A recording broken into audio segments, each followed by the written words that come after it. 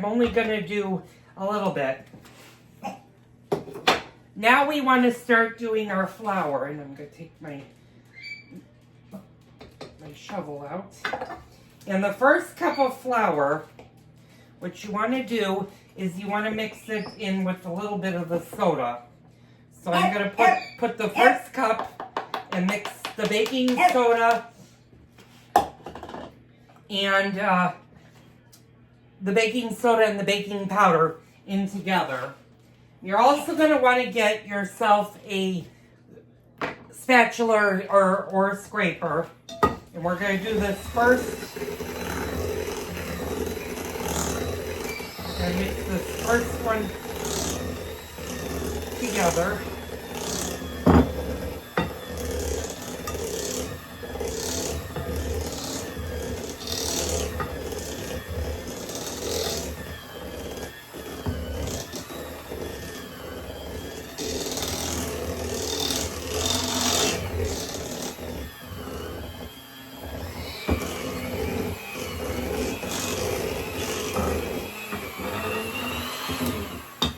And eventually, what you're going to want to do is you're going to want to stop using the hand mixer, and you're going to have to do it with the spatula. So that's cup number 2.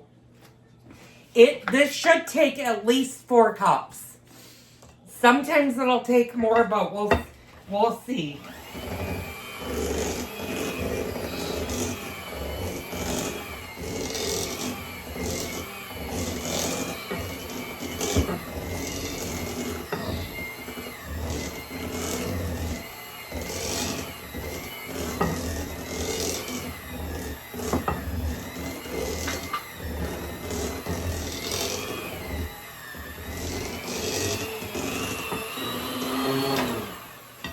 There yet, so we're going to do our 3rd cup.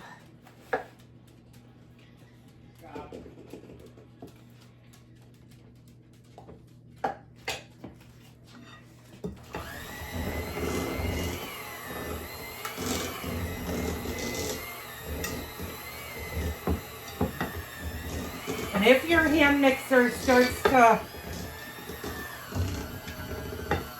to give you trouble, then you need to switch to the spatula, and I think that's exactly what's going to happen. So I'm going to put those.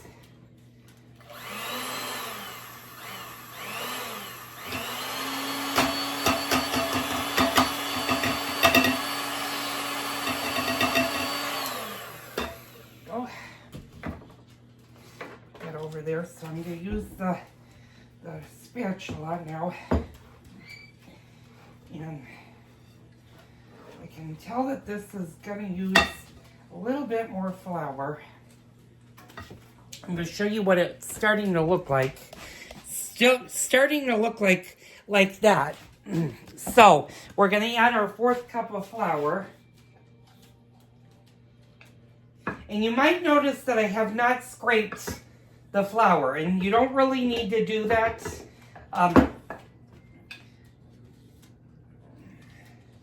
Let's see if that's about 3.5, so we're going to see how this goes.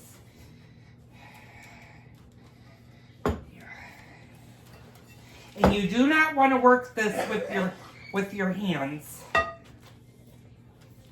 Meaning, don't put your hands in the dough to work with it. And this is getting there. It should be a little bit harder than a normal cookie dough. Okay. Put that in, and I think we might be doing just about four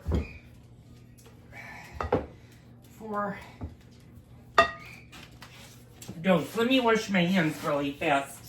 I got a little bit of something sticky on it. It might be the orange that I got a little bit on there.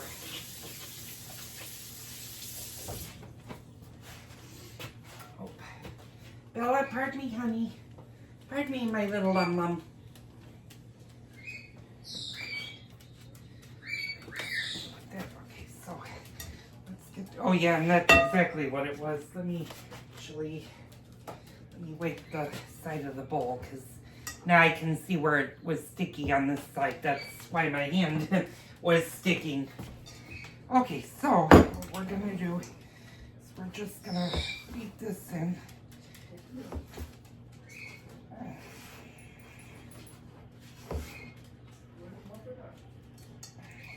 What, dear? I'm talking that real weird. Oh. He's scratching at my leg. Oh. And she wants to come up. Great. Let me get this down. Now, if your dough is starting to get really sticky and starting to make a ball, that's when you want to stop adding flour. That way you know you have plenty of flour in this. And if I hadn't broken the big beater, I think I might beat this with a wooden spoon actually. I think that would be easier because this is what they call a soft spatula. Unfortunately, I had a beautiful big one, but the problem is that broke when it got caught into my KitchenAid stand mixer. So I'm just gonna get this in. Yeah, I think we're gonna get away with four. So what I'm doing is I'm just gonna show you how it's coming out, and you can tell that it's a stiffer dough, and that's what you want. You want to make sure you incorporate all the flour into this. Now you might be asking, well, can you do this on the stand mixer? Well, you can, but you want to be careful because you don't want to over mix your dough, because if you over mix it, what happens is your biscotti becomes really tough, and you don't want tough biscotti. So that's pretty much enough with the flour. Let me unplug. Keep your flour out though, because you're going to need that for the pans. And, oop, got a little bit caught. Put that over there. Okay, now we're going to add our fruit. And I'm going to do something at the end of the video. I'm actually going to give you guys my grandmother's fruitcake recipe. And it does use this fruit. I decided this year I'm not doing fruitcake like I have in the past because it makes about 36 cupcakes. And it's just too much of a good thing. So, like I said, I'm taking all of these cherries, these solid cherries, out of here.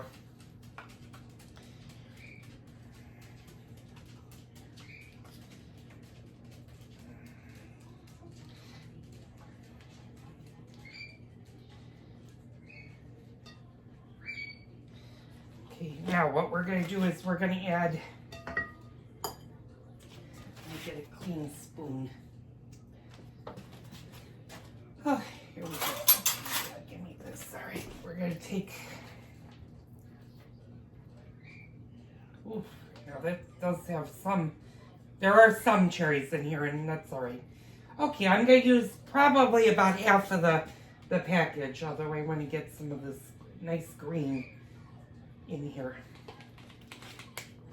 So I'm going to show you what that looks like. That looks like that. And what you want to do is you want to mix that really well in with your biscotti. Okay. I'm going to put these in there.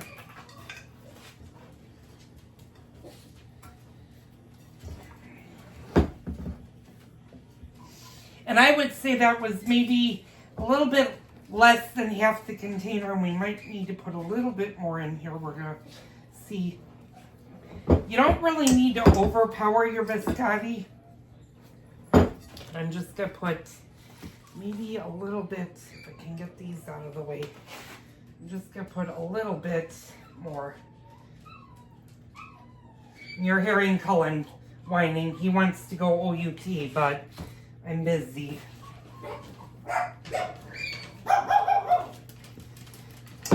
Okay, so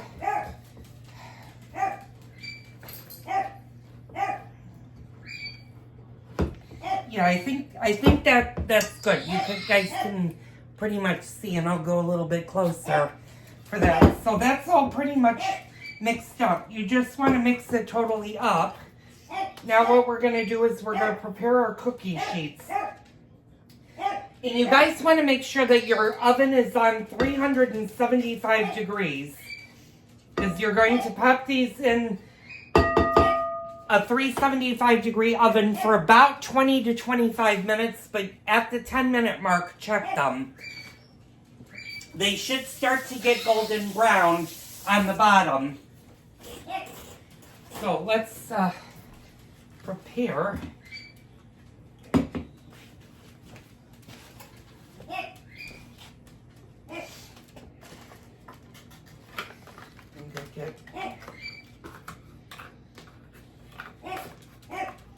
And if you buy dry fruit, or the holiday fruit, keep these because these actually have recipes on it, but they also have coupons on the top, so you can save some money when you buy them because they're not cheap this year. They're this one was $12 for a container. And some recipes you're going to use more than one container if you're doing a lot of holiday baking. Okay, so I gotta pop the butter into the refrigerator for a second. So let me do that. Alright, let me do a little bit of cleaning. I'm gonna get all of this out of here. Alright,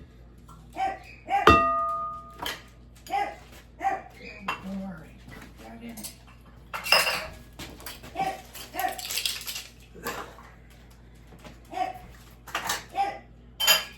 Edward, it's only 4 o'clock.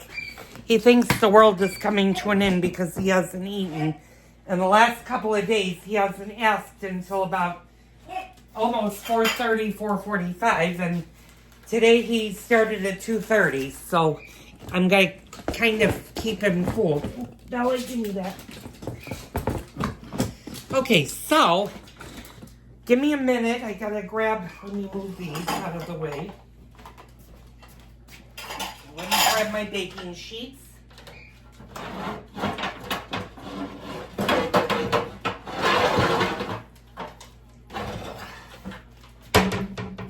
So I gotta actually, before I do that, let me wipe this down because this is a little bit sticky.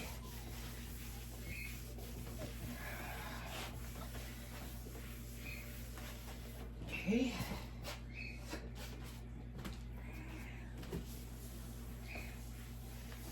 Okay, there we go. That's better. Okay. All right, so we're going to take our baking sheets. And what you want to do, I'm going to take a little bit of flour with my hand. And you're just going to lightly flour 2 rows. Okay.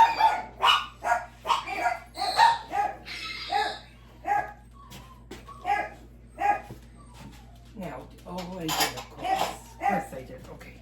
Now, taking your biscotti dough, what we're going to do is like I said, you really don't want to handle this.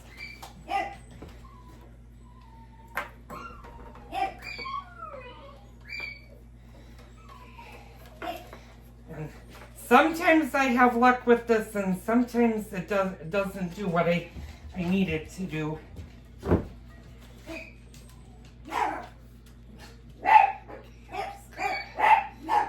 Biscotti go off. You kind of want to flatten it out. You want to make it into a log shape. And we'll go back over and do that.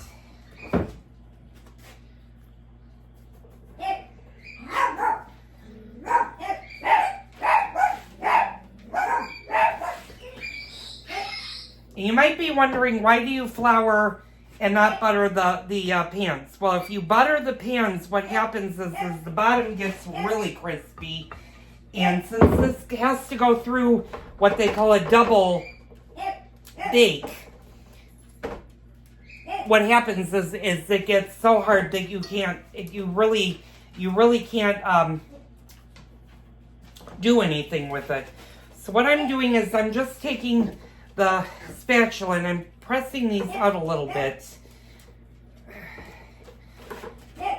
And I'm just making kind of a log. And you want to kind of keep them about as asymmetrical as possible. I do just a little bit more on there sometimes. Okay, and that's good for the first one. And then we're going to go ahead and do the same thing with the second side.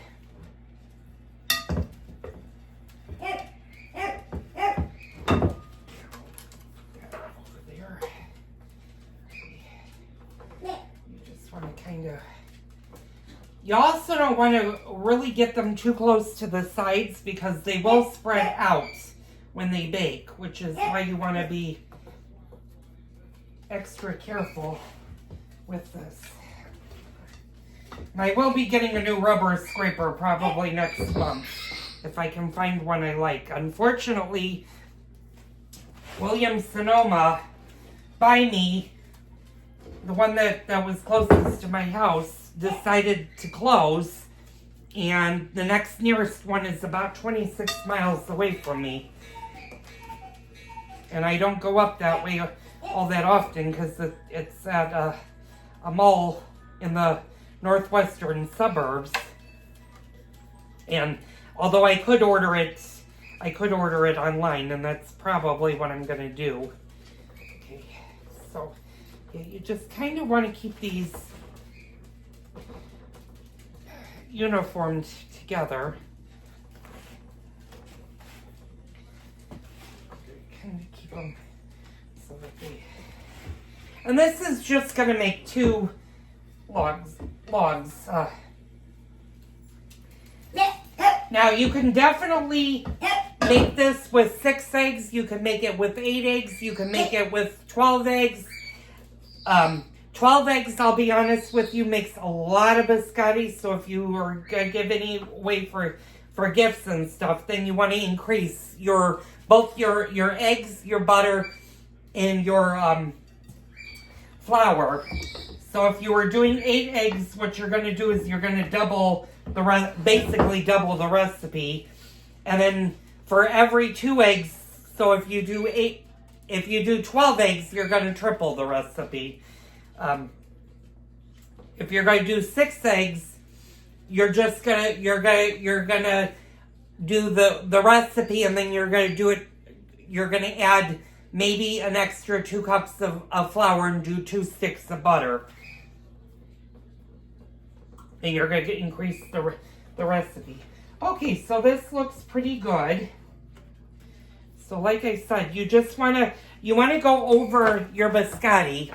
And I'll kind of hold you guys like up so you can see it. And you just want to take your spatula, and like I said, you want to kind of even it out so that it's nice and even. You don't want one side of your biscotti being thicker than the other part. You kind of want to make them even, and you want to kind of make them as flat as possible. Okay, because like I said, these will spread out. Okay, so now that we got our 2 biscottis, we're going to stick them in the oven we're going to put them in for about 20 to 25 minutes, but at 10 minutes we're going to check them. I'm going to do 23 minutes, but I'm going to check them in 10 minutes. So in 10 minutes I'll be back. And I've got a big problem. Alright. I gotta stop the video. I'll be back. Okay, while the first 20 to 25 minutes is going on, and in 5 minutes I'll check the biscotti. I thought I would give you my grandmother's recipe for the fruitcake cupcakes if you want to do the fruitcake, and I'll read it off to you guys so you can see it. Now, I'm not writing this recipe down, so I'll go slow with this. It uses 1 cup of molasses, 2 pounds of mixed fruit, and I believe the 2 pounds, you have to get 2 containers of the mixed fruit that we used for the biscotti. It uses 2 cups plus 4 tablespoons of flour, half a teaspoon of allspice, half a cup of water, 1 cup butter, half a teaspoon of baking soda, 2 teaspoons of cloves, 2 teaspoons of brandy, 1 1/3 cup of sugar, 2 teaspoons of cinnamon, half a cup of milk, 2 packages of raisins, 15 ounces, 6 eggs, 2 teaspoons of nutmeg, and 2 cups of chopped Brazil nuts. And then my grandmother also to this added the citron fruit as well as the pineapple. So you're going to blend the molasses, water, and brandy in a saucepan and stir over low heat until mixture comes to a boil. You're going to add your raisins and bring to a boil again. And you're going to reduce heat and simmer for 5 minutes. Remove from heat, and then you're going to stir in the candied fruit. You're going to reserve that, and you're going to allow that to cool. Now, in a big, large bowl, you're going to cream the butter and the sugar. Blend in the eggs one at a time. Mix and sift the flour, the baking soda, and the spices. And you're going to add that butter mixture. Oh, and add to the butter mixture, alternatively with milk. You're going to add your molasses, fruit mixture, and chopped nuts and blend. You're going to line 1 3/4 inch cupcake pan with fluted bonbon papers. So that's the outside of the cupcakes. And what my grandmother did for the holidays is she would do red, green, and silver. You're going to spoon in fruitcake mixture, and you're going to bake for 40 minutes at 325, and you're going to cool before storing. Now this says it makes 60 cupcakes. So that's 5 dozen cupcakes. So you can see that this makes a tremendous amount of fruitcake cupcakes. But it's different from having the great big Yuletide fruitcake. This is more round, it's more small, and for people that don't really like fruitcake, this is a nice way that you can give a homemade gift without giving them an entire fruitcake that they may throw out or will sit until the end of time. So, if you have any questions or need the recipe again for my grandmother's fruitcake cupcakes, leave them down below. Now, it's been about 10 minutes. I'm going to go and check our biscotti in the oven. And what you want to look for is you want to predominantly look and see if it's starting to get golden brown. If it's starting to really brown, you want to adjust the time to a little bit less. Oh, thank you, dear. Oh, and these have spread out very big, but they're fine, so they can go the full temperature-wise. I also want to apologize to you guys. When I was mixing the biscotti and talking about it, time got away from me, so the biscotti actually ran long, and it went to 36 minutes. So I'm going to have to play with editing that portion of the video, and if I cut anything off, I apologize to you. I'll try to see if I can glue the segments back together. So I'll be back in about 10 minutes, and I'll show you what we're going to do with biscotti.